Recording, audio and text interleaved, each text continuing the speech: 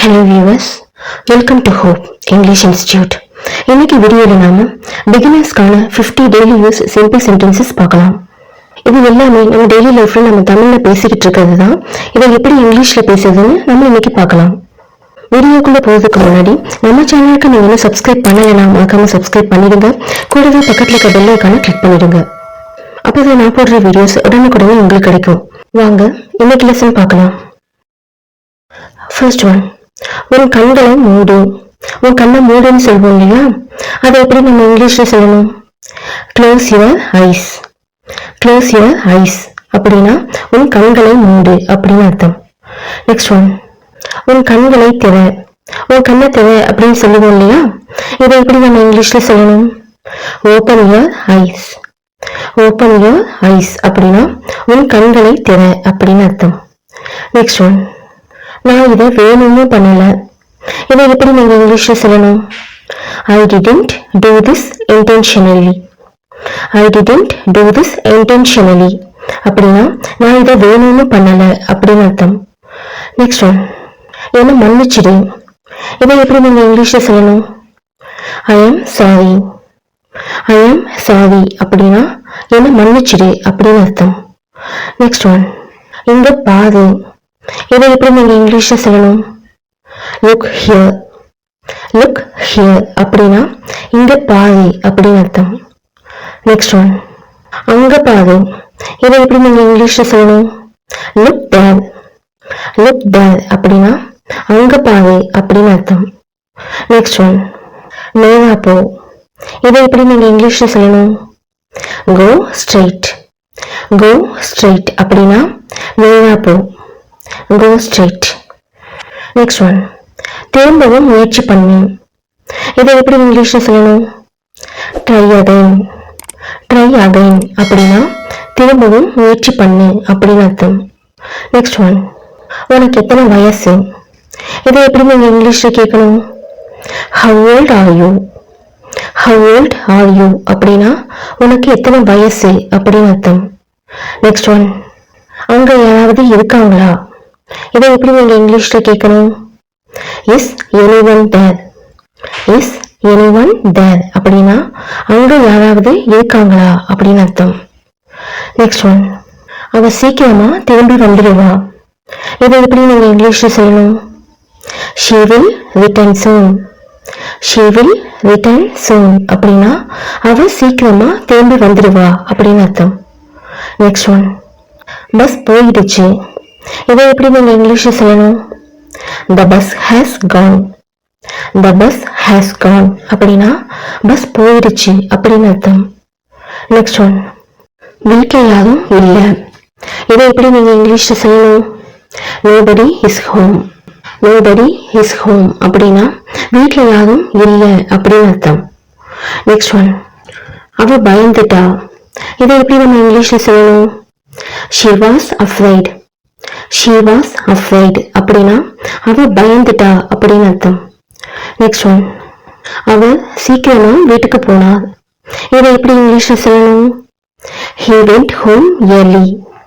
He went home early அப்படின்னா அவ சீக்கிரமா வீட்டுக்கு போனா அப்படின்னு அர்த்தம். நெக்ஸ்ட் ஒன், உன் திறமைய நான் சந்தேகப்படல. இதை எப்படி நீங்க இங்கிலீஷ்ல சொல்லணும்? I don't doubt your skills. I don't doubt your skills அப்படின்னா உன் திறமைய நான் சந்தேகப்படல அப்படின்னு அர்த்தம். நெக்ஸ்ட் ஒன், சத்தமா பேசு. இதை எப்படி நீங்க இங்கிலீஷ்ல சொல்லணும்? Speak loudly. ஸ்பீக் லவுட்லி அப்படின்னா சத்தமா பேசு அப்படின்னு அர்த்தம். நெக்ஸ்ட் ஒன், மெதுவா பேசு அப்படின்னு சொல்லணும்னு வச்சுக்கோங்க. இதை எப்படி நீங்க இங்கிலீஷ்ல சொல்லணும்? Speak slowly. ஸ்பீக் ஸ்லோலி அப்படின்னா மெதுவா பேசு அப்படின்னு அர்த்தம். நெக்ஸ்ட் ஒன், என் கேள்விக்கு பதில் சொல்லு அப்படின்னு சொல்றோம். இதை எப்படி நீங்க இங்கிலீஷ்ல சொல்லணும்? Answer my question. Answer my question அப்படின்னா என் கேள்விக்கு பதில் சொல்லு அப்படின்னு அர்த்தம். நெக்ஸ்ட் ஒன், நான் வேலையா இருக்கேன். இதை எப்படி இங்கிலீஷ்ல சொல்லணும்? I am busy. I am busy அப்படின்னா நான் வேலையா இருக்கேன் அப்படின்னு அர்த்தம். நெக்ஸ்ட் ஒன், என்ன தொந்தரவு செய்யாத. இதை எப்படி இங்கிலீஷ்ல சொல்லணும்? Don't disturb me. Don't disturb me அப்படின்னா என்ன தொந்தரவு செய்யாத அப்படின்னு அர்த்தம். நெக்ஸ்ட் ஒன், என்ன விஷயம்? இதை எப்படி இங்கிலீஷ்ல கேட்கணும்? What's the matter. What's the matter அப்படின்னா என்ன விஷயம் அப்படின்னு அர்த்தம். நெக்ஸ்ட் ஒன், நான் ஒரு பிரைவேட் கம்பெனியில வேலை செய்தேன். இதை எப்படி இங்கிலீஷ்ல சொல்லணும்? I work in a private company. I work in a private company அப்படின்னா நான் ஒரு பிரைவேட் கம்பெனியில வேலை செய்கிறேன் அப்படின்னு அர்த்தம். நெக்ஸ்ட் ஒன், நான் என் வேலையை முடிச்சிட்டேன். இதை எப்படி இங்கிலீஷ்ல சொல்லணும்? I completed my work. I completed my work அப்படின்னா நான் என் வேலையை முடிச்சிட்டேன் அப்படின்னு அர்த்தம். நெக்ஸ்ட் ஒன், அவ கடைக்கு போயிருக்கா. இதை எப்படி இங்கிலீஷ்ல சொல்லணும்? she has gone to shop. she has gone to shop அப்படின்னா அவ கடைக்கு போயிருக்கா அப்படின்னு அர்த்தம். நெக்ஸ்ட் ஒன், கைத்தட்டு. இதை எப்படி இங்கிலீஷ்ல சொல்லணும்? clap your hands. clap your hands அப்படின்னா கைத்தட்டு அப்படின்னு அர்த்தம். நெக்ஸ்ட் ஒன், எனக்கு தெரியாது. இதை எப்படி இங்கிலீஷ்ல சொல்லணும்? I don't know. I don't know அப்படின்னா எனக்கு தெரியாது அப்படின்னு அர்த்தம். நெக்ஸ்ட் ஒன், அதை மறந்துடாத. இதை எப்படி இங்கிலீஷ்ல சொல்லணும்? Don't forget it. Don't forget it அப்படின்னா அதை மறந்துடாத அப்படின்னு அர்த்தம். இதை எடு. இதை எப்படி நீங்க இங்கிலீஷ்ல சொல்லணும்? Take it. டேக் இட் அப்படின்னா இதை எடு அப்படின்னு அர்த்தம். நெக்ஸ்ட் ஒன், அசையாத. இதை எப்படி இங்கிலீஷ்ல சொல்லணும்? Don't move. டோன்ட் மூவ் அப்படின்னா அசையாத அப்படின்னு அர்த்தம். நெக்ஸ்ட் ஒன், அவ பதற்றமா இருக்கா. இதை எப்படி நீங்க இங்கிலீஷ்ல சொல்லணும்? she is tensed. she is tensed அப்படின்னா அவ பதட்டமா இருக்கா அப்படின்னு அர்த்தம். நெக்ஸ்ட் ஒன், அவளுக்கு என்ன ஆச்சு. இதை எப்படி நீங்க இங்கிலீஷ்ல சொல்லணும்? what happened to her. what happened to her அப்படின்னா அவளுக்கு என்ன ஆச்சு அப்படின்னு அர்த்தம். நெக்ஸ்ட் ஒன், அவன் அந்த இடத்தை விட்டு வெளியேறினான். இதை எப்படி நீங்க இங்கிலீஷ்ல சொல்லணும்? he left the place.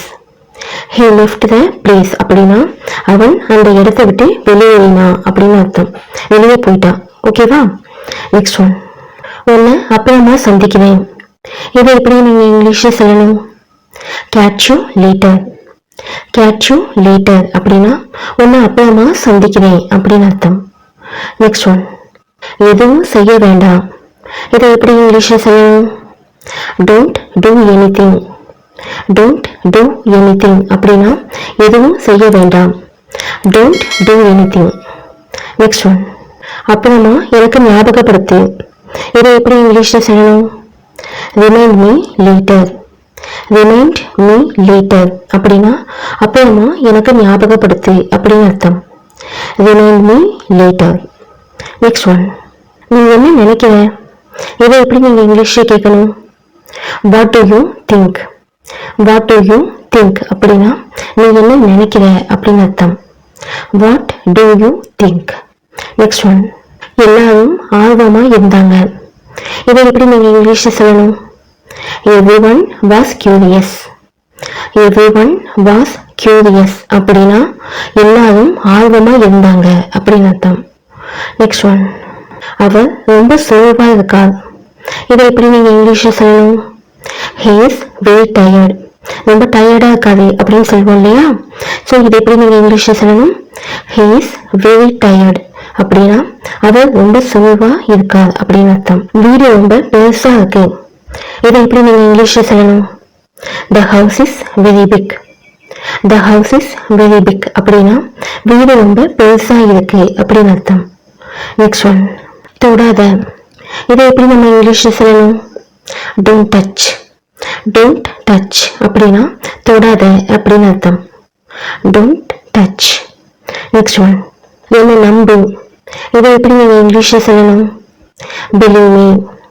Believe me அப்படின்னா என்ன நம்பு அப்படின்னு அர்த்தம். நெக்ஸ்ட் ஒன், இங்க நில்லு. இதை எப்படி நீங்க இங்கிலீஷ்ல சொல்லணும்? Stand here. ஸ்டாண்ட் ஹியர் அப்படின்னா இங்க நில்லு அப்படின்னு அர்த்தம். நெக்ஸ்ட் ஒன், நல்லா சாப்பிடு.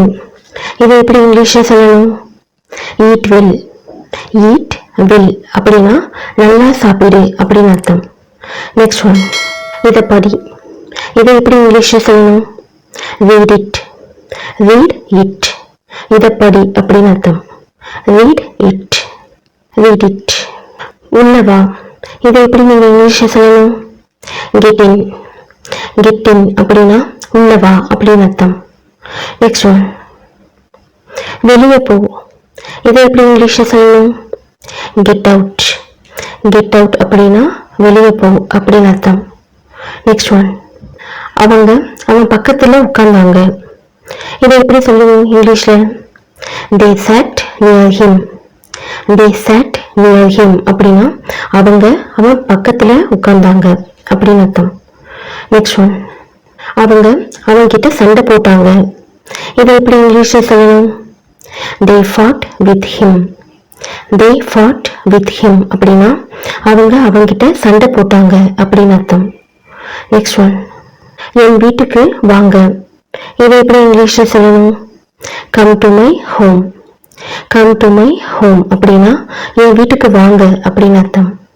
நெக்ஸ்ட் ஒன், அவர் நிகழ்ச்சியை தொடங்கி வைத்தார். இதை எப்படி நம்ம இங்கிலீஷ்ல சொல்லணும்? he started the event.